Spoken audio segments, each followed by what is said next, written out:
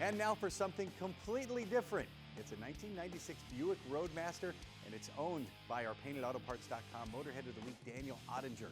But first, let's rewind. Daniel tells me that back when he was 8 years old, he was dreaming about cars. He loved automobiles. By the time he was 14, he had mowed a bunch of lawns. He saved up that money, and that money, plus $2,500 from Granny, that got him this 1971 Chevy C10 Cheyenne Super.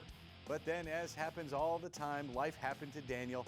20 years later and 5 kids later, Daniel decided he needed something a little more practical. So he sold the truck back to the previous owner and he picked up the Roadmaster.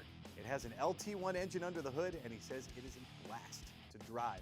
Daniel also tells me 3 of his kids inherited their dad's passion for automobiles, so he uses the Roadmaster to take the whole family to car shows in style. Go to MotorheadGarage.tv and tell us your story. More of our story next week, so be sure to tune in then for another edition of Motorhead Garage presented by DragonfireTools.com. We'll see you.